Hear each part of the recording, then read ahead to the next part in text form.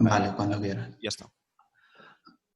Okay, welcome to a new session of SIMBa. It is a great honor for me to present the speaker of today, Oscar Rivero Salgado. He's doing his PhD thesis in the UPC on number theory, and he's going to talk us about a walk through the Birch and Swinnerton-Dyer conjecture.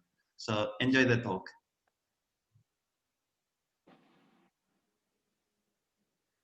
So thank you very much for the invitation to speak here. It's for me a great pleasure to have the opportunity to share some of my insights into number theory and the study of the Birch and Swinnerton-Dyer conjecture with all of you. The talk will be rather disseminative. I will present and give an overview of the main aspects of the conjecture. I will explain you the conjecture, and then at the end I will suggest some current research lines very connected with the p-adic world, which are being explored nowadays. As you may know, this Birch and Swinnerton-Dyer conjecture is one of the millennium problems, which if you are able to solve it, you receive $1 million. But I guess that now we are still far from getting a solution. So let me just begin with some motivation for those of you who are not so familiar with number theory. Saying what is number theory is rather difficult, but let's keep the idea that the central problem of number theory is trying to solve diophantine equations. And what is a diophantine equation? You may find different definitions in the literature. For example, in Wikipedia, you find that they say that a diophantine equation is a polynomial equation, usually in two or more unknowns, such that only the integral solutions are studied. In general, we want to be flexible here and allow also rational solutions. This depends on you consider the affine or the projective setting. This does not matter a lot. Let me begin with some well-known examples that can serve as a motivation, as an approach to the study of more complicated diophantine equations and also those equations related with the Birch and Swinnerton-Dyer conjecture. First of all, you have these linear equations. These are the easiest ones, are equations of the form ax plus by equals c. And it's very easy to show that this equation has a solution, integral solution, if and only if c is a multiple of the GCD of A and B. The way of finding a solution here is via the extended Euclid's algorithm. And once you have one solution, you can produce all of them. Even more, this equation is present in the popular culture. For example, there is the so-called two-water jug puzzle. That is this thing that you have two bottles of, say, 9 liters and 7 liters, and you want to perform different movements in order to obtain 1 liter of water, for example. Oh, is there some question I have from here? Well, okay. So there is a slight variant of this question. That is when you study just solutions which are positive, say x and y being positive. This is the so-called Frobenius problem or coin problem that you may think, for example, with banknotes. You have banknotes of 20 euros and 50 euros, and you may wonder which quantities can be obtained. By the previous comments, you know that you have to restrict to quantities which are multiples of 10, but not all multiples of 10 are possible. For example, you cannot obtain 30 euros with banknotes of 20 and 50. So in general, it's rather easy to prove that you can obtain all the multiples of 10 beginning from 1 point.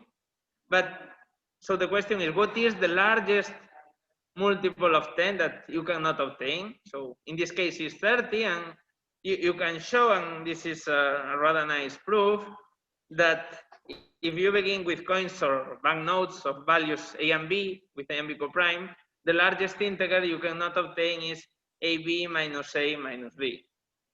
But the problem becomes much harder if you consider that you have 3 times of banknotes or whatever. Other types of equations that you can be familiar with are the Pell's equation, that is basically finding the units of a quadratic extension of Q. And here, this is already very interesting and towards our further applications, since basically these are the points, the integral points over an hyperbola. You are considering here like a group law, and at the end you are restricted to find like a generator, like a fundamental solution, which is obtained generally via the theory of continuous fractions. Another examples are, for example, this problem of Pythagorean triples that can be related with finding rational points over the circle. And here I will stop now in this point, because this is a very important problem and very connected with the theory of elliptic curves. This is the so-called congruent number problem. That is, given a natural number n, you want to determine whether or not there exists a right triangle with rational size and area n.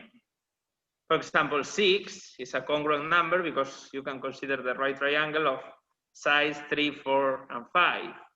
But there are other numbers which are also congruent, and it's not so obvious. For example, 5 is congruent if you consider these triangles of length 3 halves, 20 divided by 3, and 41 divided by 6. 5 is the smallest number which is congruent. For example, Fermat already proved that 1 is not congruent via this infinite descent, which is something that he already introduced.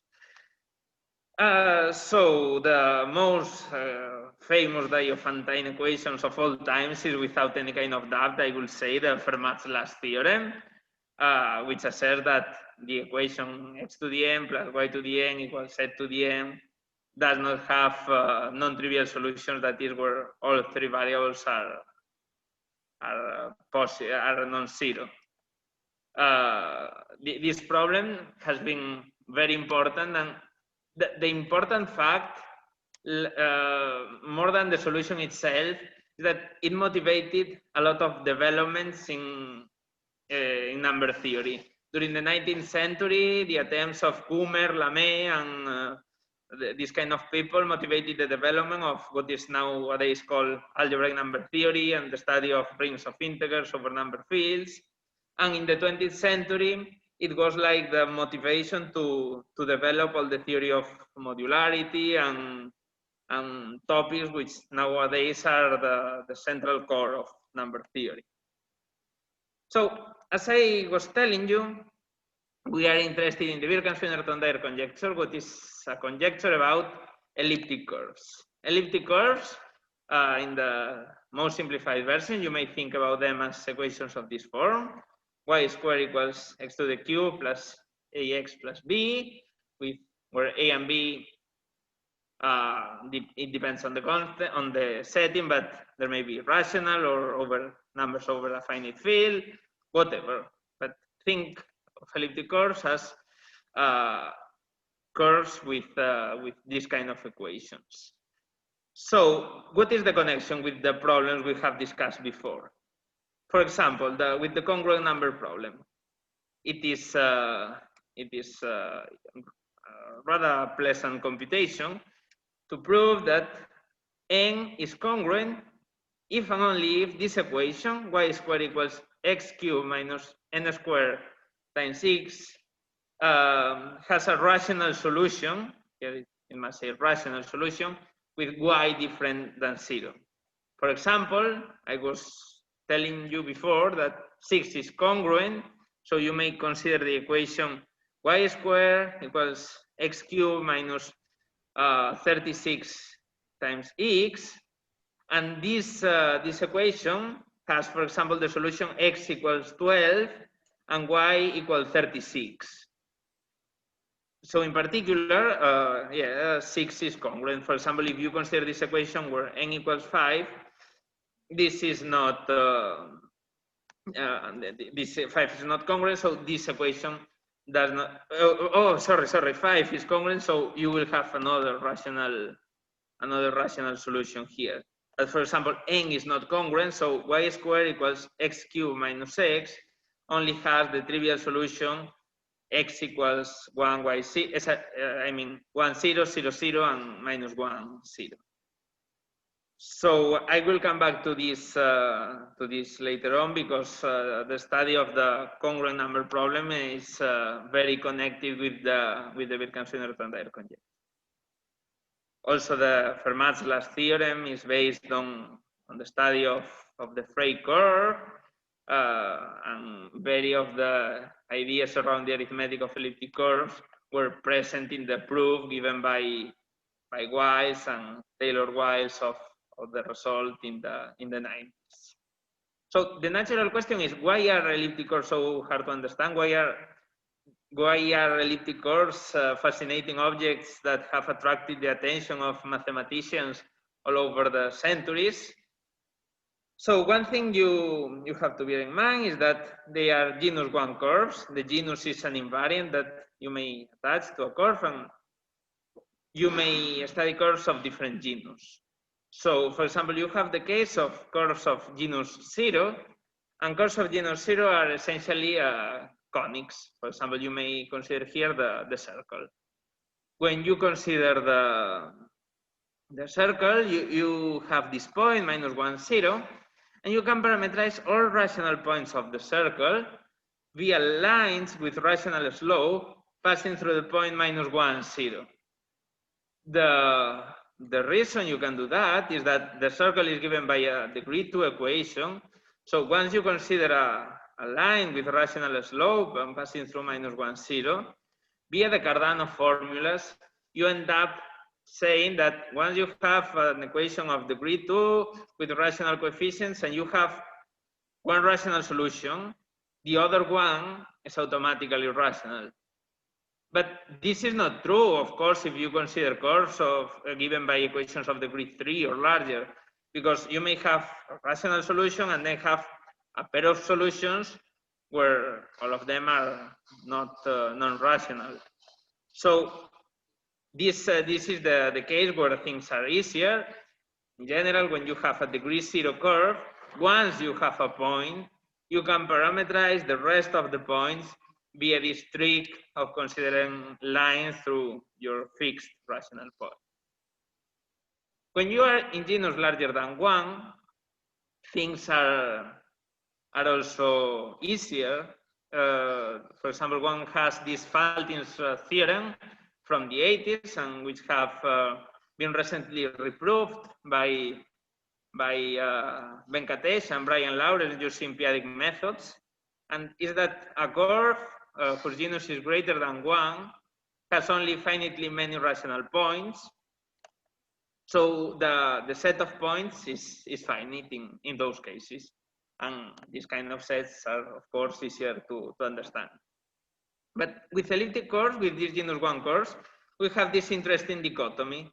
We have curves like y squared equals x cubed minus x that only have these 3 rational points, that 1, 0, 0, 0, and minus 1, 0. But then you have other curves like y squared equals x cubed minus 36x with infinitely many points. And the interesting thing here is that if you also consider this point at infinity, that is, you consider these curves as projective curves, you may endow this curve with a group structure, and there is a result which is due to Mordell from the 30s, which asserts that this group is finitely generated. It's abelian and finitely generated. So, in particular, you may write the set of rational points over an elliptic curve as R copies of set plus a torsion part. For example, these curves always have these 4 rational torsion points. I mean, the 3 points with where y is 0 together with the point at infinity. In all these curves arising in the congruent number problem, the torsion part is set set mod 2 plus set mod 2. So basically, once it's nice that once you have a point, you have when you have a rational point, you have infinitely many, because the torsion, it's you can prove that you only have these 4 points. So a priori, it seems rather difficult to understand when you are given a curve like that. So how do you determine if you have just the 4 torsion points or you have more points? So let's take an easier approach and take the reduction modulo p of the curve.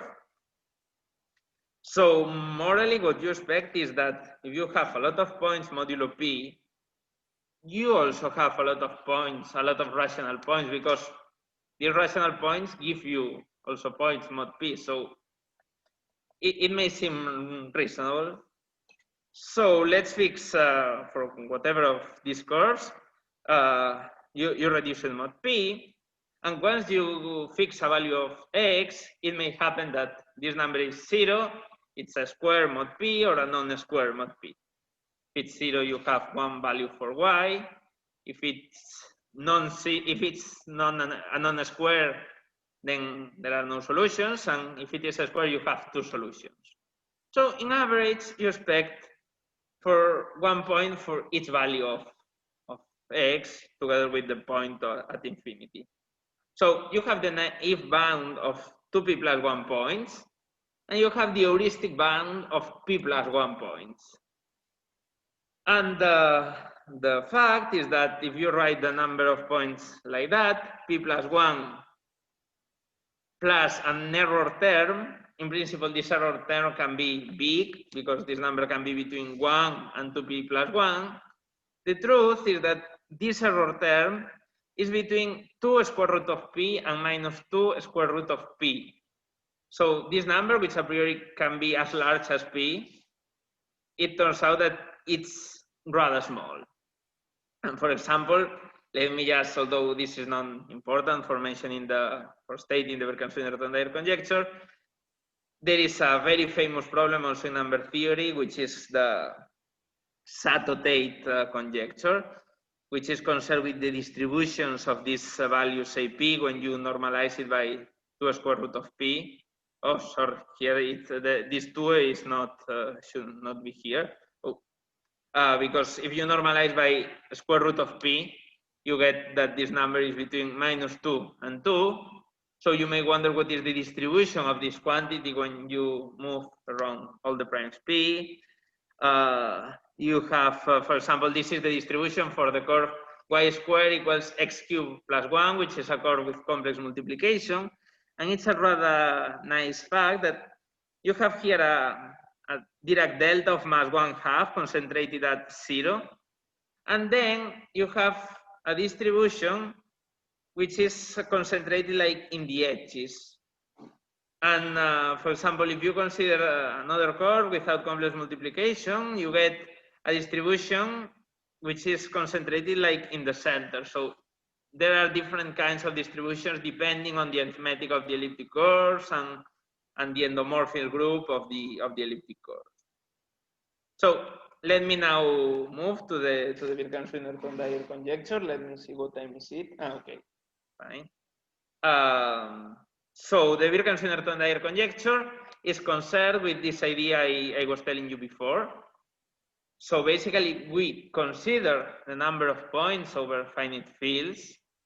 So this MP, that is p plus 1 plus or minus an error term, and we compare it with p. So the philosophy is that the larger this quantity, the more the number of points we expect, the more the number of rational points. We have a lot of points modulo p for all p. We expect that there must exist a lot of rational points. So the first version of the conjecture, the first approach, can be stated like that. We consider an elliptic curve of rank R. The rank, remember, is that when we say that the group of rational points is set to the R plus a torsion part.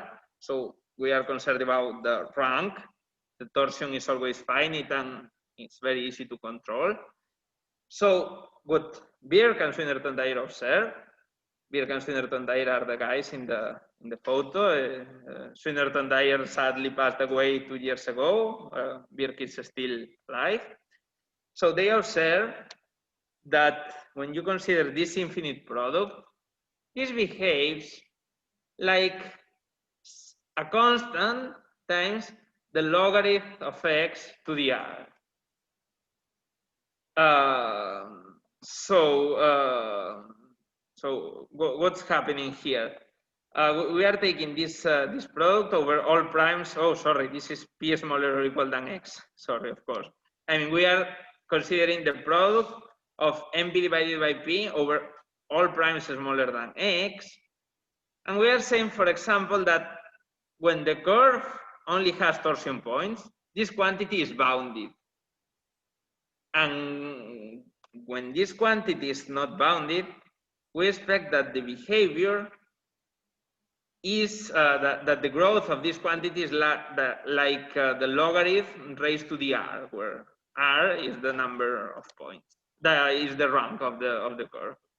So this is a first approach, and it reflects very well this local to global idea that a lot of points over local fields over the reduction mods p must imply that there exist a lot of points over q. But the usual formulation and the formulation that is used to state the $1 million problems is via the so-called the theory of L functions.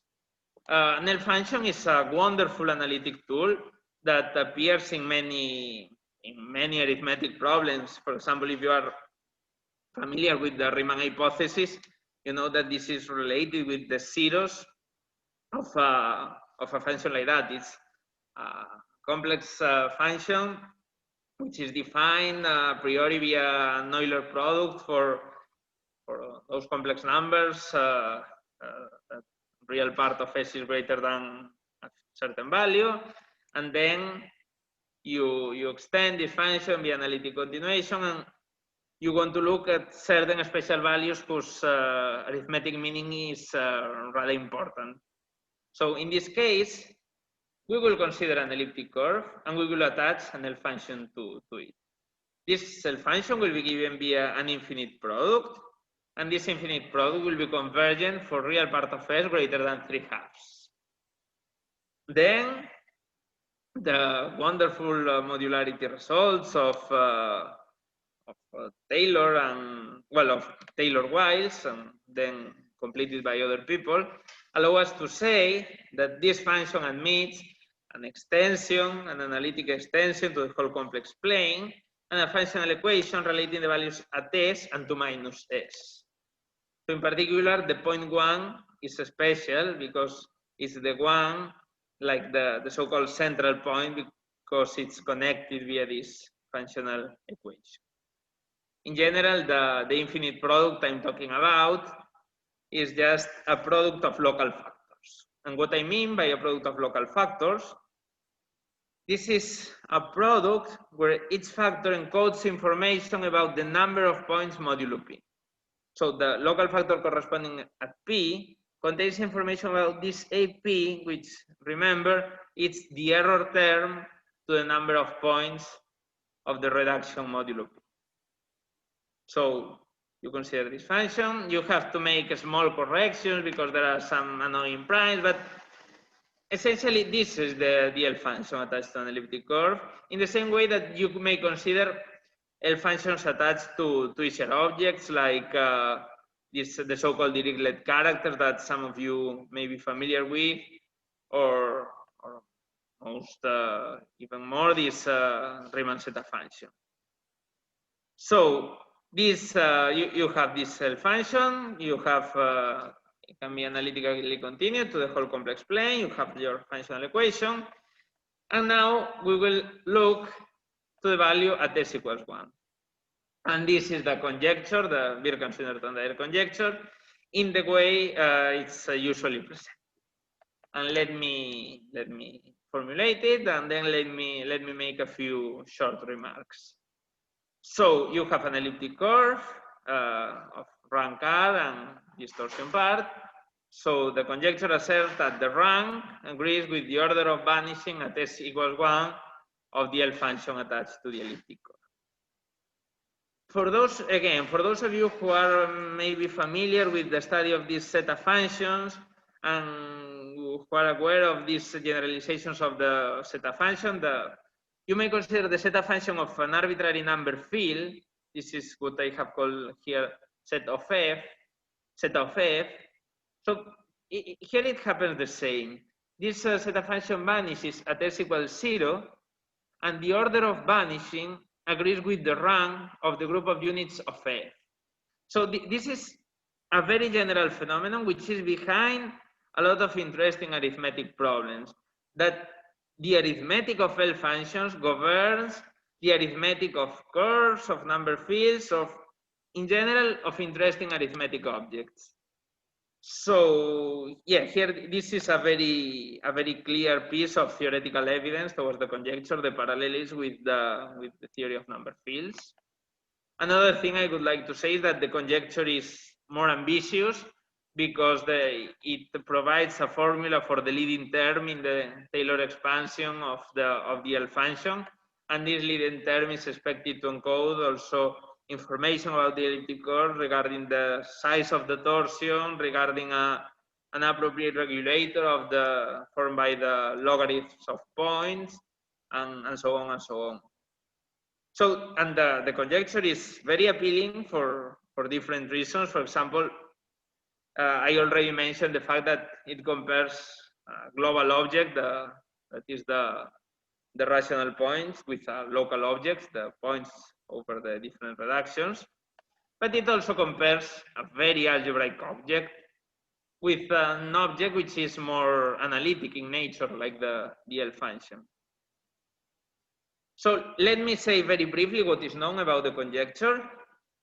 The conjecture was the first result is due to Coates and Weiss in the 1977, who proved the conjecture when the elliptic curve E has complex multiplication, that is that the endomorphism ring is big, and the L value does not vanish. And the key thing is this use of elliptic units, that I will say a few things about these units later on. And then the most important results for the conjecture were these two results obtained by Gross-Zagier and Kolyvagin in the late 80s. They established together, the results established the conjecture when the order of vanishing of the elliptic curve is either 0 or 1. And the relevant thing in the approach of Gross and Zagier is that they were able to produce a point of infinite order over the elliptic curve. This is the so-called Higner point, which shares some things in common with the elliptic units. And the great result of Kolyvagin asserts that when you have these Higner points, this is something very powerful, because these Higner points can be completed to a collection of points over an appropriate extension of fields, and the existence of this supply of points also provides an upper bound in the size of the group of points of in the size of rational points over the elliptic curve. And this is the so-called Euler system argument, that it's a crucial argument in number theory, and which has been applied to many other settings.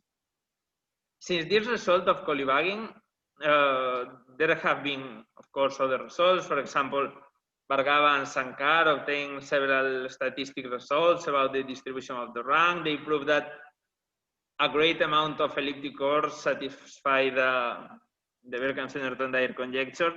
But in general, beyond rank 1, the conjecture turns out to be very difficult, and I will say a few words in the time I still have. Okay, so just let me mention very briefly that there are slight generalizations of the conjecture, and this is the so-called equivariant BSD conjecture, which provide a very good setting to test some ideas And this is basically the result of considering E modified by appropriate characters or representation. But I mean, what I just want to mention is that there are suitable generalizations of the conjecture where these ideas also apply, and where some of these new ideas can be tested and show that they are promising in a certain way. So let me insist again on this fact in this Gross-Zagier Kolyvagin result, that this is essentially what I already said, but the point is this Gross and Zagier produce a point over the elliptic curve. These are the Higner points, and these Higner points is very connected with the theory of quadratic forms, and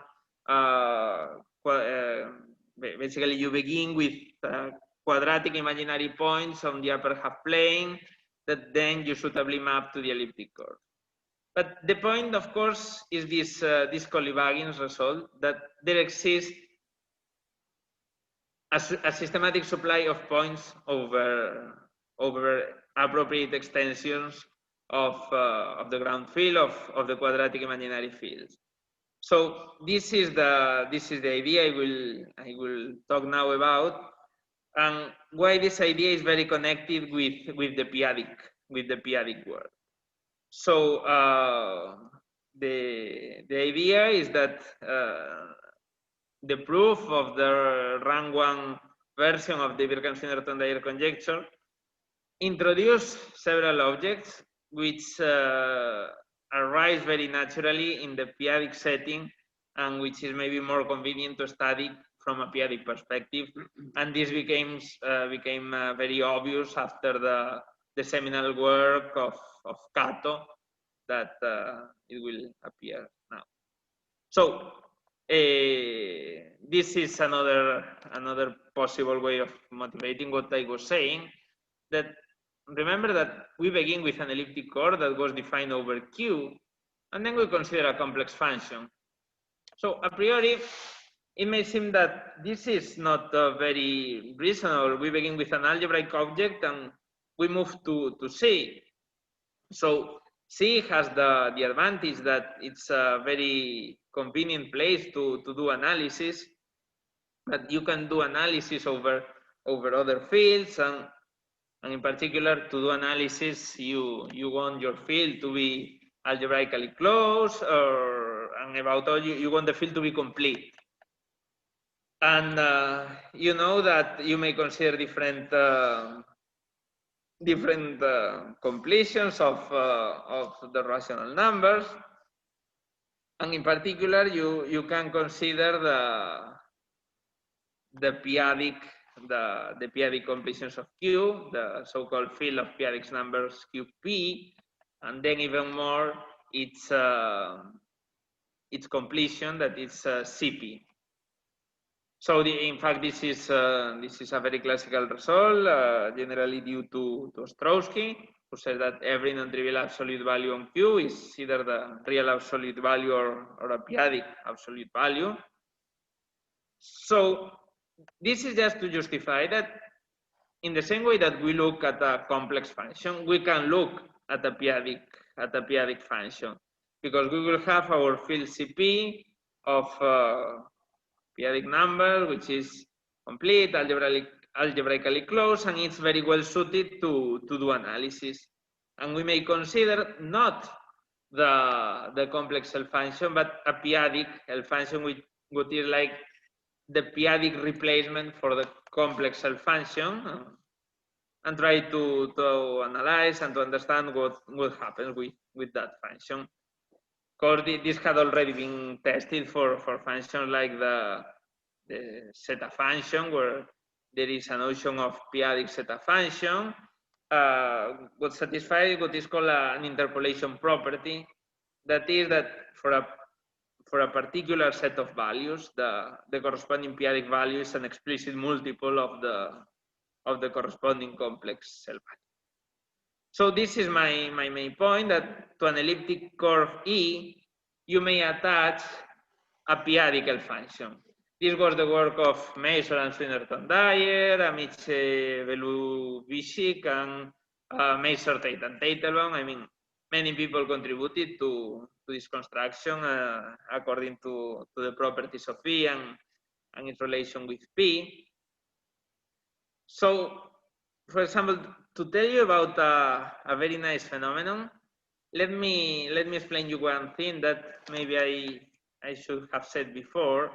That is, when you consider an elliptic curve over the rationals and you reduce modulo P, it may happen that the elliptic curve is no longer an elliptic curve. That is, the curve may have like singularities now modulo P and have either a node or a cusp. So there is a kind of elliptic curves which are very famous because of their many arithmetic applications, which are the so-called elliptic curve with a split multiplicative reduction at P. That is, when you reduce E modulo P, you have a node. So in this case, you have an interpolation formula, and you have that the p-adic value of the p-adic function at s equals 1 is a multiple of the complex value, but up to certain factors. This omega e does not matter, it's just a period to make this number algebraic, but here you have to add these two factors. And the funny thing of the story is that when E has a split multiplicative reduction at P, this factor vanishes. So you're in a situation where for example, say that the complex value does not vanish. So in this case, you know the Birch and Swinnerton-Dyer conjecture is true, and you have that the rank of the elliptic curve is also 0. But it happens, however, that this p-adic function vanishes due to the vanishing of one of these Euler factors. So this is surprising and very nice at the same time, because in this p-adic side you see phenomena which were absent from the Archimedean side. That is, that you may have some extra zeros, and this is the so-called exceptional zero phenomenon, which is very rich and which has been used to prove a lot of theorems in arithmetics and in the p-adic world. So in this case, for example, when you have an elliptic curve like that with this split multiplicative reduction, you have to make a modified Birch and Swinnerton-Dyer conjecture, which would assert that the order of vanishing of the p-adic function is 1 greater than the order of vanishing of the complex function, and 1 greater than the rank of the elliptic curve. So, for example, an easier setting to understand this phenomenon is when you consider this the rank 0 case. You may wonder what is the derivative of LP at s equals 1. And the answer is provided via the so-called, or to provide an answer, we must recall this p-adic uniformization. Here the set of QP bar points can be proved to be of this form. That is, the units of QP bar modulo an appropriate p-adic number, modulo the set spanned by this QE, that is the so-called Tate period, and which is something very linked with the arithmetic of split multiplicative reduction.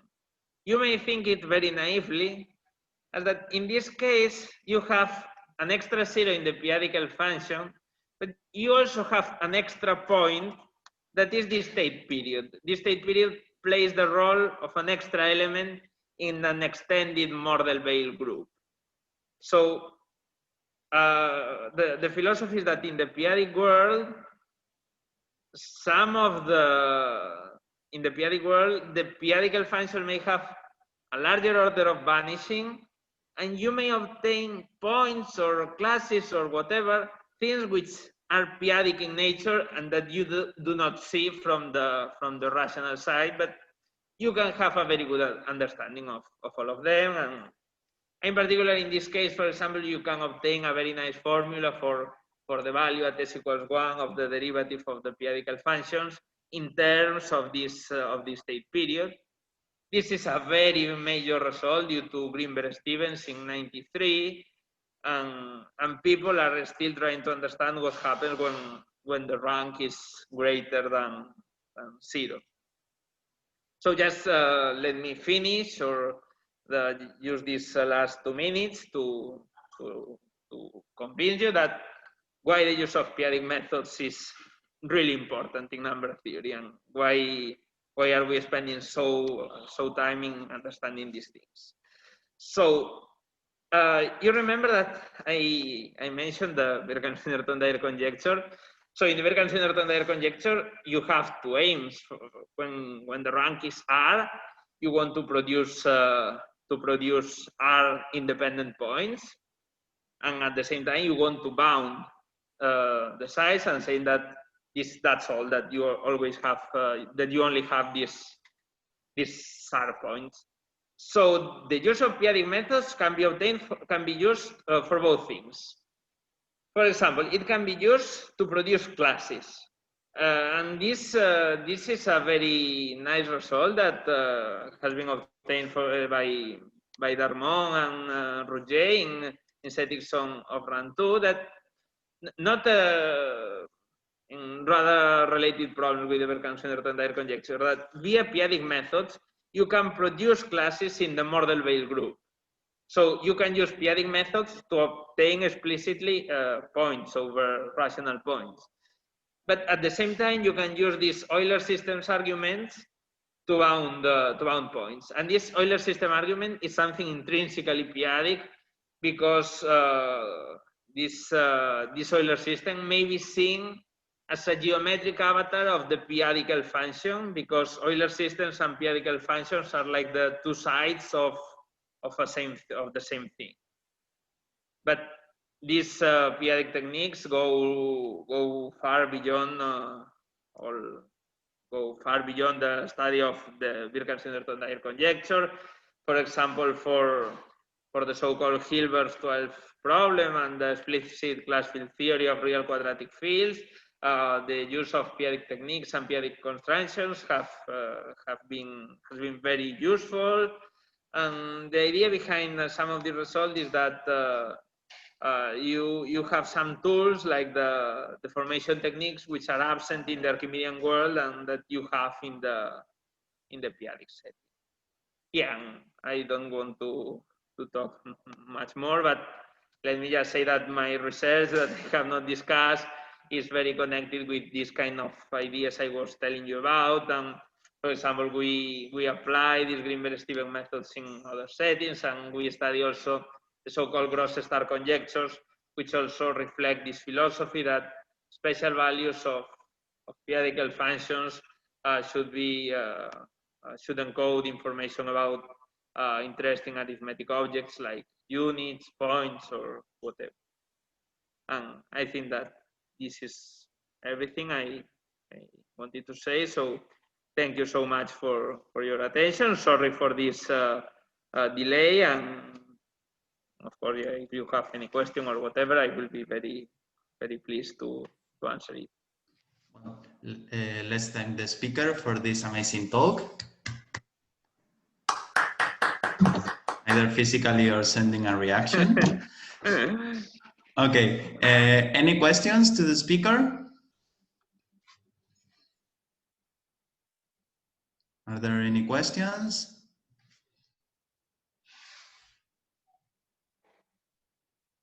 Okay, so let's thank the speaker again.